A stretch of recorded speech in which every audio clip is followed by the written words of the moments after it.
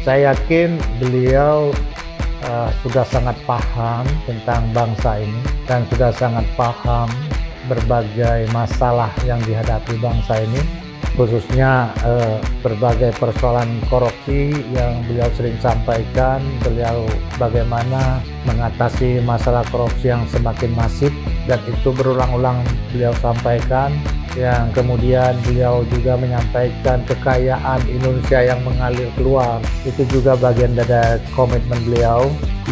Nah, saya yakin dengan kekuasaan beliau sebagai presiden, beliau akan melakukan itu, dan harapan kita, partai-partai pendukung Pak Prabowo ya harus komit juga dengan apa yang dicita-citakan oleh Pak Prabowo, dan itu adalah harapan dari seluruh rakyat Indonesia.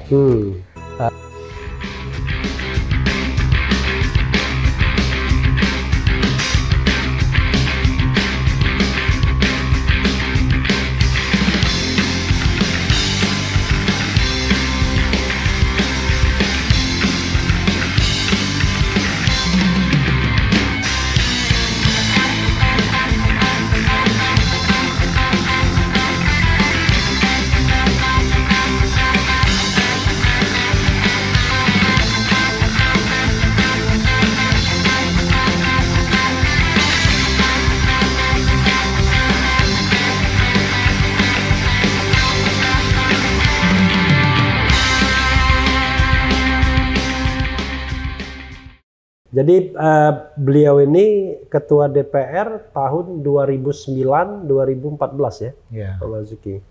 Setelah itu kelihatannya lama vakum di Partai Demokrat. Masih di Partai Demokrat atau enggak? Sudah tidak lagi. Tidak lagi sejak? Sudah istirahat. Sejak? Ya udah berapa tahun yang lalu. Oke. Tapi saya dengar kabar-kabarnya termasuk diehardnya Prabowo. Ya, sejak bertemu tahun 2014 secara kedua, saya melihat bahwa Pak Prabowo itu punya cita-cita yang bagus dan punya komitmen. Sejak itu saya selalu mendukung beliau untuk jadi pemimpin. Oke, itu sejak 2014? Ya. Berarti 2014 dengan Hatta Rajasa, 2019 dengan Sandi Uno, 2024 dengan Gibran Rakabuming ya. Nggak menyesal, Pak? Kalau pilihan tidak pernah menyesal. Oke. Jadi sebelum kita mendukung tentu kan sudah dipertimbangkan. Nah, soal kalah itu biasa. Kan 2 kali kalah. Bahwa yang ketiga pun ya kalau ditakdirkan kalah itu risiko daripada perjuangan. Kita komit, kalau kita dukung ya sampai tuntas. Karena kan belum jadi presiden. Kalau belum jadi presiden belum teruji apakah janjinya dipenuhi atau enggak.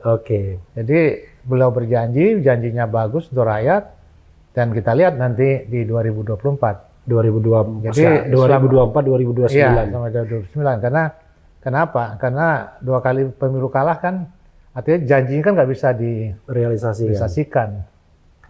Jadi sobat era sekalian, saya sengaja mengundang atau menginterview Pak Marzuki Ali karena biar objektif juga, karena kan saya mungkin dianggap bagian dari diehardnya Anies Baswedan. Padahal diehard Anies dan diehardnya Prabowo Subianto bisa duduk satu meja karena kita sudah lama kenal. Bahkan sebelum soal-soal yang begini. Sebetulnya demokrasi ya seperti ini. Jadi tidak harus bawa ke dalam hati. Selesai pemilu ya kita kembali seperti biasa. Kenapa harus kita harus tidak berhubungan? Kan lucu-lucuan, kan lucu negeri ini.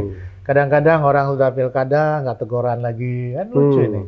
Kita katanya nganut sistem demokrasi, tapi tidak paham. Tapi ada persoalan serius, Pak ya. Sebenarnya kan ini kan kita bukan soal apakah bertegur sapa atau tidak, tapi kan kita bicara memilih pemimpin yang terbaik kan.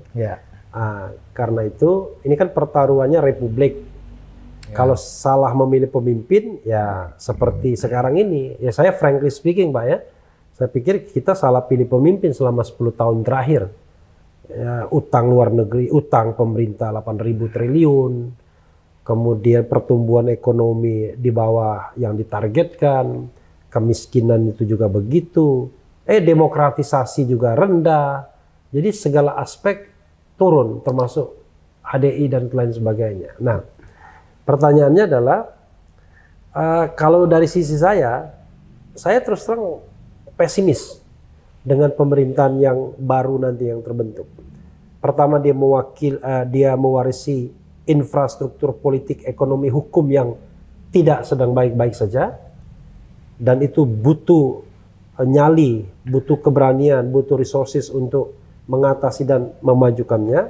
Yang kedua, apakah Prabowo akan tahan dan sehat dalam mengerjakan hal-hal yang sangat rumit dan complicated. Tapi dari sisi saya pesimis, dari sisi Pak Marzuki saya ingin Bapak mengeksplor sebanyak-banyaknya. Silakan Pak Marzuki. Ya, pertama tadi Pak Jokowi ya. Ya. Saya 2 tahun pemilu nggak milih beliau. Jadi nggak ada penyesalan bagi saya. Nggak ada penyesalan. Kalau Pak Adinda Refli kan dulu kan ikut beliau di 4 bulan. 2019. 4 bulan. Artinya di dalam pemilu kan sebagai pendukung daripada Pak Jokowi wajar saja kalau merasa kecewa. Saya klarifikasi Pak Marzuki. Saya tidak pernah menjadi tim sukses, tidak pernah mendukung sebenarnya. Yang ada adalah saya punya preferensi. Jadi saya tidak pernah masuk tim apapun, hanya omon-omon di media aja. Maksudnya sebagai pengamat, saya punya preferensi untuk mendukung Jokowi. Sama seperti kalau sekarang saya masuk tim memang. Ya. Nah itu aja. Silakan Pak. Saya tidak tim, tetapi yang namanya pendukung kan tidak harus di tim. Oke. Kita bisa kerja di luar, tidak harus ketemu. Kita menggalang pemilih supaya memilih. Itulah sebenarnya tim yang sebenarnya. Artinya kita kerja tanpa ada rasa untuk mendapatkan sesuatu. Karena kita yakin bahwa yang orang kita dukung ini adalah orang yang bisa membawa Indonesia lebih baik. Jadi tidak perlu masuk tim pun kita harusnya bisa melakukan sesuatu agar orang yang kita dukung itu bisa mendapatkan amanah paling tidak.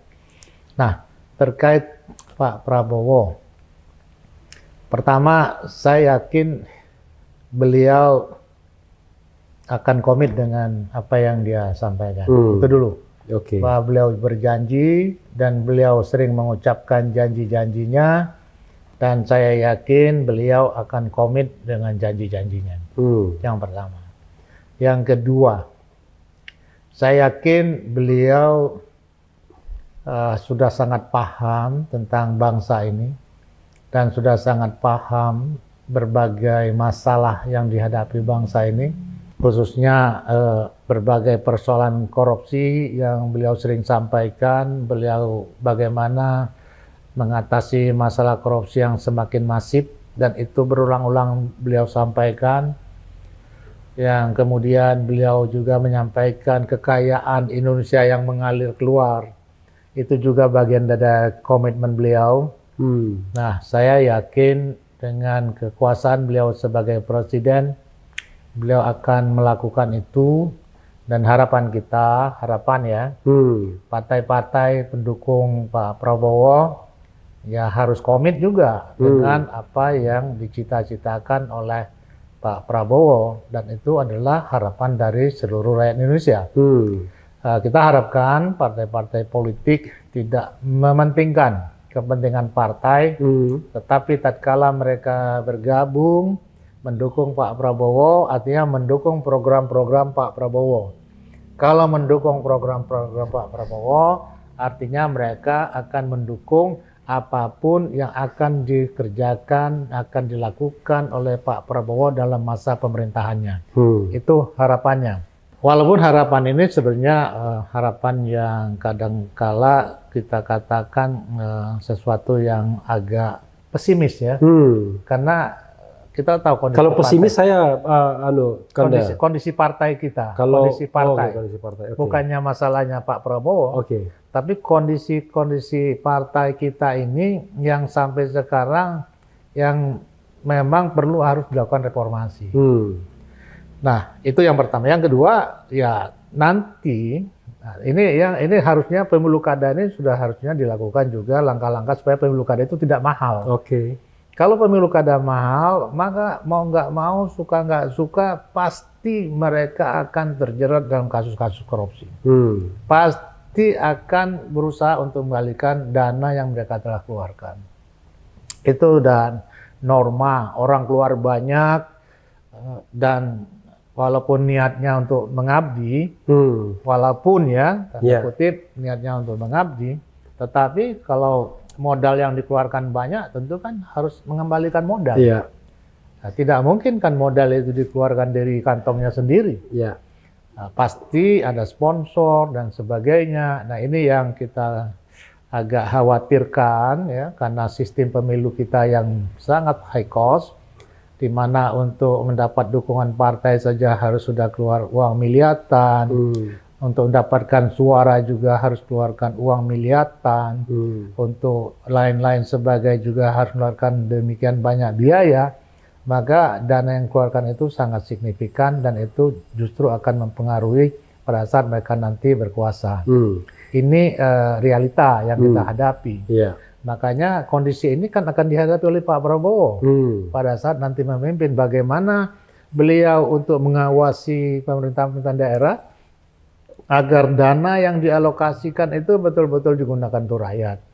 Jadi dana yang memang sedang susah payah dikumpulkan oleh pemerintah pusat melalui Kementerian Keuangan ataupun nanti ada Badan Penerimaan Negara, setelah dikumpul dialokasikan ke daerah untuk membantu fiskal daerah, lalu bagaimana dana itu bisa dikerjakan dengan baik, dengan efektif dan efisien. Itu yang paling penting. Bagaimana mengawasi dana-dana yang dialokasikan ke daerah.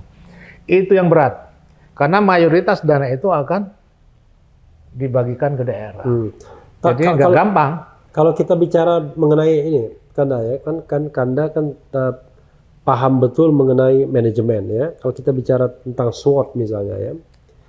Kira-kira apa? Strength, kemudian threat, weakness, ya, opportunity. Dari 4 segi ini mungkin karena Marzuki bisa memberikan elaborasi di 4 aspek ini terhadap pemerintahan Prabowo, baik Prabowo-nya sendiri maupun mungkin lini pemerintahan yang akan dibangun. Silakan. Ya, jadi yang jelas kalau kita bicara strength dan weakness itu kan dari internal, internal pemerintahan yang akan datang, ya kan. Kalau bicara opportunity dan ancam itu kan dari sisi eksternal pemerintah, bisa saja masalah luar negeri, asing dan sebagainya. Nah, yang jelas kita lihat dulu masalah internalnya dulu. Nah, kalau masalah internal saya jelaskan tadi bagaimana komitmennya, ya kan. Bagaimana karakter kepemimpinan Pak Prabowo itu menurut saya merupakan satu kekuatan yang bisa membawa negara ini menjadi lebih baik. Strength-nya di situ. Ya, beliau sangat berpengalaman di dalam memimpin. Pemimpinan di tentara, sistem komando, dan kepemimpinan di partai politik. Tidak mudah memimpin partai politik dalam waktu yang cukup panjang. Beliau dirikan cukup panjang kan, mulai tahun 2000. Pertama kali pasangan dengan Bu Mega kan sudah mendirikan partai politik. Nah, pada tahun 2003, 2009 ya. 2004 beliau pertama kali ikut kan. Nah, itu beliau ikut di sana. Tidak salah ikut 2009 ya. 2009 yang bersama Bu Mega. Bu Mega ya dirikan partai sana. Artinya sudah lebih dari 10 tahun, sudah 15 tahun, hampir satu dasawarta. Beliau memimpin partai dan partai itu selalu menjadi 3 besar. Lalu menjadi ranking di atas, artinya tidak gampang memimpin partai kalau tidak punya keahlian khusus. Artinya beliau punya kemampuan itu. Itu strength dari kepemerintahan yang akan datang. Nah, berikutnya tentu tergantung kepada pilihan. Pilihan bagaimana beliau membangun kabinet agar kabinet ini betul-betul kabinet yang solid ya. Solid mendukung beliau untuk menyelesaikan tanggung jawab dia sebagai presiden. Agar ini tidak menjadi kelemahan. Kalau salah memilih pembantu, ini menjadi weakness. Kalau beliau mampu memilih pembantunya, nah itu menjadi strength bagi pemerintahan yang akan datang. Nah, yang ketiga, bagaimana beliau membangun soliditas dukungan DPR. Tanpa dukungan DPR agak berat karena sistem kita ini antara parlementer dan presidensial. Kita tahu walaupun presidensial kita, tapi peran DPR juga cukup kuat. Tanpa persetujuan DPR maka program-program kita bisa dihambat. Jadi bagaimana suara mayoritas mayoritas terbatas lah. Artinya tidak mayoritas mutlak ya, bagaimana yang sering dibentuk oleh kabinet-kabinet sebelumnya, sampai 70% pemerintahan itu menguasai DPR, maka itu tidak sehat juga bagi pemerintahan. Kalau saya berpikir cukup di batas 55-60% itu cukup untuk bahwa pemerintahan itu jadi efektif. Kalau kita lihat ke konstelasi sekarang, pendukung Prabowo itu masih kurang dari 50%. Betul. Jadi harus ambil satu partai. Paling tidak ada tambahan satu partai untuk menambah komposisi kekuatan di DPR. Sehingga semua programnya bisa didukung oleh kekuatan di parlemen. Di antara PKB, Nasdem, PDIP, dan PKS, bagi saya semua partai sama sih. Tidak ada masalah, mau PKS, mau PKB, mau Nasdem. Yang penting partai itu paham dengan apa yang dicita-citakan oleh Pak Prabowo. Itu saja. Bagi saya yang penting partai itu sejalan, mendukung ya apa yang menjadi agenda Pak Prabowo selama 10 tahun ke depan atau 5 tahun ke depan lah. Itu yang paling penting. Nah, jadi artinya strength atau weakness-nya itu tergantung pilihan di dalam kepemimpinan anggota kabinet yang akan datang. Tergantung kepiawaian Pak Prabowo memilih pembantunya. Kalau salah pilih, ya ini weakness. Ya. Nah, itu yang paling. Tapi pertanyaannya begini, Kanda, apakah Prabowo akan independen dalam memilih pembantunya? Apakah nanti dia tidak terjebak pada misalnya balas jasa dan lain sebagainya? Ya, namanya partai politik saling mendukung, pasti ada tukar tambah di sana. Tetapi tentu tidak menerima calon itu. Si A itu akan diterima jadi calon menteri kan, pasti beberapa calon yang diajukan kan. Beberapa waktu yang lalu juga seperti pemerintahan Pak SBY dan sebagainya, pasti beberapa calon yang diajukan. Nanti berapa calon itu kalau ada yang memenuhi syarat ya kan masuk. Tapi kalau dari calon itu yang tidak memenuhi syarat ya kembalikan, minta lagi yang baru. Saya kira itu wajar kalau ada akomodasi kepada partai-partai pendukung, tetapi diharapkan yang dari partai pendukung itu adalah orang yang memang tepat untuk menduduki jabatan sebagai pembantu presiden. Ya, artinya yakin beliau masih bisa mengendalikan itu. Nah, yang jadi masalah memang bagaimana mengatur fiskal. Ini masalah internal pemerintah. Ini fiskal ini yang berat. Kenapa? Ini apa nih? Bagian apa? Ini weakness loh. Karena ini kan di bagian pemerintahan. Kondisi yang dihadapi pemerintah kan weakness-nya itu sekarang kan fiskal itu udah sempit. Nah, programnya banyak. Nah, untuk contoh saja, masalah pendidikan. Masalah pendidikan itu mayoritas dana itu dialokasikan ke daerah. Ya, di samping itu banyak juga dana itu dialokasikan kepada lembaga-lembaga pendidikan yang dijalankan oleh pemerintah. Dinas-dinas itu punya perguruan tinggi sendiri-sendiri. Dan ini menyerap kosnya yang sangat luar biasa. Nah, Pak Prabowo kita harapkan mampu untuk menata ulang pengalokasian dana pendidikan dan bila perlu membuat kebijakan untuk menghentikan dinas-dinas pemerintahan yang membentuk sekolah-sekolah kedinasan. Itu yang harus dikurangi. Kenapa? Sekolah kedinasan itu harusnya dibatasi seperti Akpol, Akmil, itu wajib. Nggak ada pendidikan umum yang bisa melaksanakan. Tetapi kalau misalnya untuk perhubungan, untuk keuangan, untuk pertanian, untuk semuanya ada sekolahnya di luar. Pelayaran gitu. Pelayaran. Kenapa harus dinas-dinas membentuk sekolah? Dan anggaran pendidikan yang dikeluarkan oleh dinas ini berlipat-lipat dari dana pendidikan untuk perguruan tinggi negeri. Misalnya per mahasiswa di PTN itu misalnya 20 juta per tahun, kalau di dinas bisa 60 juta sampai 100 juta per tahun. Nah, itu nggak sehat. Maka itu yang banyak terserap kepada dinas-dinas yang sebetulnya itu harusnya ditata ulang. Dinas boleh melakukan pelatihan, ya, ada 6 balai pelatihan pendidikan itu kan, tetapi hanya untuk meningkatkan kompetensi, meningkatkan keahlian dengan diberikan sertifikasi keahlian, bukan diberikan gelar di sana. Jadi dinas itu tidak perlu memberikan gelar. Cukup lembaga-lembaga pendidikan resmi yang ada, yang di bawah naungan Kementerian Pendidikan, Kementerian Agama ya, sekarang masih terbelah dua, ini saja yang berhak untuk memberikan gelar. Jadi tidak usahlah dinas-dinas yang punya sekolah-sekolah untuk memberikan gelar-gelar akademik ya, yang seharusnya itu bukan bagian daripada dia. Jadi dinas fokus saja dengan pekerjaannya. Kalau untuk meningkatkan kompetensi silahkan. Itu biasa. Saya dulu Kementerian Keuangan diberikan kompetensi tentang pengawasan keuangan negara, tentang administrasi keuangan negara, itu yang tidak dipunyai oleh lembaga-lembaga pendidikan yang umum. Nah, itu yang harusnya dilaksanakan oleh dinas-dinas kementerian. Nah, itu harus ditata ulang. Nah, banyak hal-hal lain yang sebetulnya bisa dilakukan penataan kembali untuk mengalokasikan anggarannya sehingga dana itu menjadi lebih efektif. Efektif, ya. Efektif. Artinya mencapai sasaran dan efisien. Berdaya guna, jangan berlebihan. Jangan sampai dana yang harusnya cukup dengan 10 karena salah di dalam mengalokasikan, tidak tepat dalam mengalokasikan, harus dikeluarkan 30. Ini sebenarnya bisa dihemat banyak. Iya. Ya, apalagi alokasi dana-dana pendidikan yang ke daerah, yang kita tahu tidak ada yang lepas dari kasus-kasus korupsi.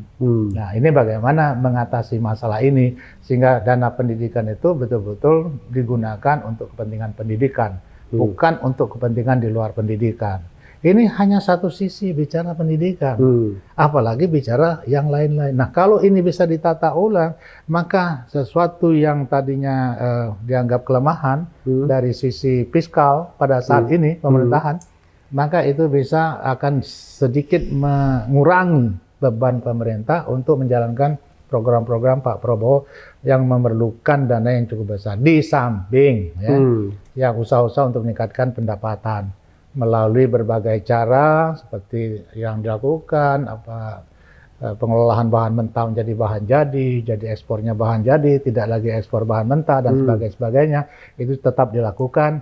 Artinya dari sisi cost kita efisienkan, dari segi pendapatan kita tingkatkan. Nah, kalau ini bisa dilakukan, saya kira apapun yang diprogramkan oleh Pak Prabowo itu bisa dijalankan. Ini garis besarnya. Nah, lalu memang tidak gampang karena ancaman.